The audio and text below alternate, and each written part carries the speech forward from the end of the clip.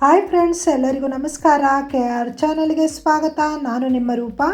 ಇವತ್ತಿನ ನಮ್ಮ KR ಚಾನಲ್ನಲ್ಲಿ ಗೃಹಿಣಿಯರಿಗೆ ತುಂಬ ಉಪಯುಕ್ತವಾಗಿರುವಂತಹ ಕೆಲವೊಂದು ಟಿಪ್ಸನ್ನು ನಿಮ್ಮ ಮುಂದೆ ತಂದಿದ್ದೀನಿ. ಆ ಟಿಪ್ಸ್ ಯಾವುದು ಅಂತ ನೋಡೋಣ ಬನ್ನಿ. ನನ್ನ ಚಾನಲ್ನ ಸಬ್ಸ್ಕ್ರೈಬ್ ಆಗದವರು ಸಬ್ಸ್ಕ್ರೈಬ್ ಆಗಿ ಪಕ್ಕದಲ್ಲೇ ಇರುವ ಬೆಲ್ ಐಕಾನ್ ಆನ್ ಮಾಡಿ. ಫಸ್ಟ್ ಟಿಪ್ ನೋಡೋಣ ಬನ್ನಿ. ಸಾಮಾನ್ಯವಾಗಿ ಎಲ್ಲರ ಮನೆಯಲ್ಲೂ ಕುಕ್ಕರ್ ಲೀಕೇಜ್ ಅಂತೂ ಆಗ್ತಾ ಇರುತ್ತೆ ನೋಡಿ. ಅಂಥ ಟೈಮಲ್ಲಿ ಪೇಪರ್ ತಗೊಳ್ಳಿ. ಟಿಶ್ಯೂ ಪೇಪರ್ ಆಗಬಹುದು ಅಥವಾ ನ್ಯೂಸ್ ಪೇಪರ್ ಆಗಬಹುದು ಅಥವಾ ಮಕ್ಕಳು ಓದುವಂತಹ ನೋಟ್ಬುಕ್, ಹಳೆ ನೋಟ್ಬುಕ್ ಪೇಪರ್ ಆದರೂ ಆಗ್ಬೋದು. ಒಟ್ಟಿನಲ್ಲಿ ನೀರನ್ನು ಹೀರ್ಕೊಳ್ಬೇಕು. ಈ ರೀತಿ ಮಧ್ಯದಲ್ಲಿ ಹೋಲ್ ಮಾಡಿಬಿಟ್ಟು ಕುಕ್ಕರಿಗೆ ಇಡಬೇಕು. ನೋಡಿ, ಕುಕ್ಕರ್ ಲೀಕೇಜ್ ಆಗ್ತಾ ಇದ್ರೂ ನೀರು ಕೆಳಗೆ ಬೀಳಲ್ಲ. ಇದರಿಂದ ಕುಕ್ಕರ್ ಕ್ಲೀನಾಗಿರುತ್ತೆ, ಹಾಗೆ ಸ್ಟವ್ ಕ್ಲೀನಾಗಿರುತ್ತೆ. ನಂತರ ಸ್ವಲ್ಪ ತಣ್ಣಗಾದ ನಂತರ ಈ ಪೇಪರನ್ನು ರಿಮೂವ್ ಮಾಡಿ ಬಿಸಾಡಬಹುದು. ನೋಡಿ, ಕುಕ್ಕರ್ ಮೇಲಿಂದ ಸ್ವಲ್ಪನೂ ನೀರಿಲ್ಲ.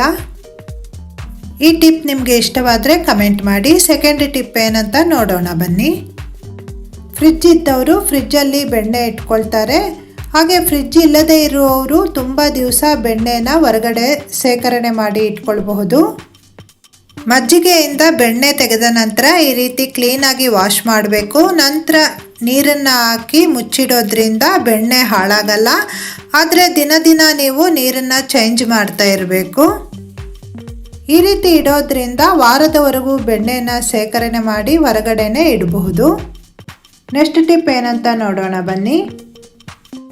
ಮಳೆಗಾಲ ಮತ್ತು ಚಳಿಗಾಲಕ್ಕೆ ಕೊತ್ತಂಬರಿ ಸೊಪ್ಪು ಮತ್ತು ಹಸಿಮೆಣಸು ಬೇಗನೆ ಕೊಳ್ತೋಗ್ತಾ ಇರುತ್ತೆ. ಅಂಥ ಟೈಮಲ್ಲಿ ಒಂದು ಡಬ್ಬಿನ ತಗೊಂಡು ಈ ರೀತಿ ಟಿಶ್ಯೂ ಪೇಪರ್ ಕೆಳಗಿಂದ ಇಟ್ಟು ನಂತರ ಕೊತ್ತಂಬರಿ ಸೊಪ್ಪನ್ನು ಇಟ್ಟು ನಂತರ ಮೇಲಿಂದ ಒಂದು ಟಿಶ್ಯೂ ಪೇಪರನ್ನು ಇಡಿ.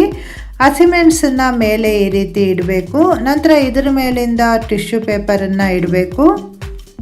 ಕೊತ್ತಂಬರಿ ಸೊಪ್ಪು ಮತ್ತು ಹಸಿಮೆಣಸಲ್ಲಿ ನೀರಿನ ಪಸೆ ಸ್ವಲ್ಪನೂ ಇರಬಾರ್ದು. ಇದು ನೀವು ಫ್ರಿಡ್ಜಲ್ಲಿ ಇಟ್ಟರೆ ತುಂಬ ದಿವಸ ಬಾಳಿಕೆ ಬರುತ್ತೆ. ನೋಡಿ, ನಮಗೆ ಬೇಕಾದವಾಗ ಇದು ತೆಗೆಯೋಕ್ಕೂ ತುಂಬ ಅನುಕೂಲ ಆಗುತ್ತೆ. ಹಾಗೆ ಎಷ್ಟು ಬೇಕೋ ಅಷ್ಟು ಈ ರೀತಿ ತೆಗೆದು ನಂತರ ಮುಚ್ಚಿಟ್ಟು ಫ್ರಿಡ್ಜಲ್ಲಿ ಇಡೋದ್ರಿಂದ ತುಂಬ ದಿವಸನೇ ಬಾಳಿಕೆ ಬರುತ್ತೆ. ನಾವು ಸಾಮಾನ್ಯವಾಗಿ ಅಡುಗೆ ಮನೆಯಲ್ಲಿ ಒಂದು ಕತ್ರಿ ಇಟ್ಕೊಂಡಿರ್ತೀವಿ. ಹಾಲು ಕವರ್ ಕಟ್ ಮಾಡೋಕ್ಕೆ ಮತ್ತು ಕೊತ್ತಂಬರಿ ಸೊಪ್ಪು, ಹಸಿಮೆಣಸು ಕಟ್ ಮಾಡೋಕ್ಕೆ ಇದು ಯೂಸ್ ಆಗುತ್ತೆ.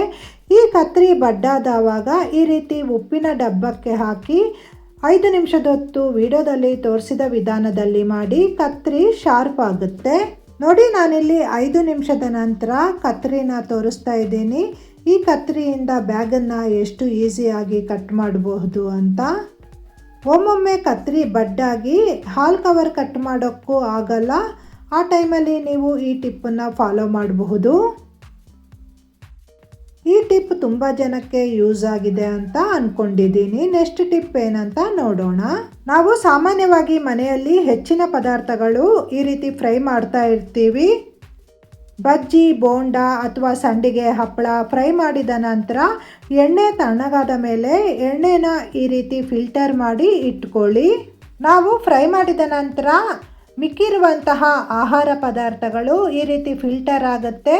ನಮಗೆ ಶುಭ್ರವಾದ ಎಣ್ಣೆ ಸಿಗುತ್ತೆ. ಇದನ್ನು ನೀವು ದೋಸೆ ಮತ್ತು ಚಪಾತಿಗೆ ಯೂಸ್ ಮಾಡಿ, ಮತ್ತು ಇದನ್ನು ಫ್ರೈ ಮಾಡೋಕ್ಕೆ ಯೂಸ್ ಮಾಡಬೇಡಿ. ಇವತ್ತಿನ ಲಾಸ್ಟ್ ಟಿಪ್ ಯಾವುದು ಅಂತ ನೋಡೋಣ. ಸಾಮಾನ್ಯವಾಗಿ ನಾವು ಸಿಂಕಲ್ಲಿ ಪಾತ್ರೆ ತೊಳಿಬೇಕಾದ್ರೆ ಆಹಾರ ಪದಾರ್ಥಗಳು ಹಾಗೆ ಉಳ್ಕೊಂಡು ಸಿಂಕ್ ಬ್ಲಾಕ್ ಆಗಿ ನೀರು ಹಾಗೆ ಉಳಿಯುತ್ತೆ. ಆ ನೀರಲ್ಲಿ ಆಹಾರ ಪದಾರ್ಥಗಳನ್ನು ತೆಗೆದು ನಾವು ಕ್ಲೀನ್ ಮಾಡೋದು ತುಂಬಾ ಕಷ್ಟ. ಅದಕ್ಕೆ ನಾನು ಈ ರೀತಿ ಒಂದು ಫಿಲ್ಟರ್ನ ತಗೊಂಡಿದ್ದೀನಿ. ಇದು ನಾನು ಆನ್ಲೈನಲ್ಲಿ ಬುಕ್ ಮಾಡಿರುವಂಥದ್ದು. ನಾನೀಗ ನೋಡಿ ತೋರಿಸ್ತಾ ಇದ್ದೀನಿ. ಪಾತ್ರೆ ಎಲ್ಲ ತೊಳೆದ ನಂತರ ಬ್ಲಾಕ್ ಆಗಿರುವಂತಹ ಆಹಾರ ಪದಾರ್ಥಗಳನ್ನು ಈ ಫಿಲ್ಟರಲ್ಲಿ ಉಳ್ಕೊಳ್ಳುತ್ತೆ. ಇದನ್ನು ನಾವು ಈಸಿಯಾಗಿ ಕ್ಲೀನ್ ಮಾಡಬಹುದು. ನೀರು ನಿಲ್ಲಲ್ಲ, ಕ್ಲೀನಾಗಿ ನೀರು ಪಾಸಾಗಿ ಹೋಗುತ್ತೆ. ಇದು ಆನ್ಲೈನಲ್ಲಿ ಸಿಗುತ್ತೆ, ತುಂಬ ಕಡಿಮೆ ರೇಟಿಗೆ ಸಿಗುತ್ತೆ. ನಿಮಗೆ ಬೇಕಾದಲ್ಲಿ ಕಮೆಂಟ್ ಮಾಡಿ, ನಾನು ಲಿಂಕನ್ನು ನಿಮಗೆ ಕೊಡ್ತೀನಿ. ನೋಡಿದ್ರಲ್ಲ 6 ಕಿಚನ್ ಟಿಪ್ಸನ್ನು. ನಿಮಗೆ ಯಾವ ಟಿಪ್ಸ್ ಇಷ್ಟವಾಗಿದೆ ಅಂತ ನನಗೆ ಕಮೆಂಟ್ ಮೂಲಕ ತಿಳಿಸಿ. ವಿಡಿಯೋ ಇಷ್ಟವಾದರೆ ಲೈಕ್ ಮಾಡಿ ಮತ್ತು ಶೇರ್ ಮಾಡಿ. ಇದೇ ರೀತಿ ಒಳ್ಳೆಯ ವಿಡಿಯೋಸಿಗಾಗಿ KR ಚಾನಲ್ಗೆ ವಿಸಿಟ್ ಕೊಡಿ. ವಿಡಿಯೋಸ್ ಎಲ್ಲ ನೋಡಿ.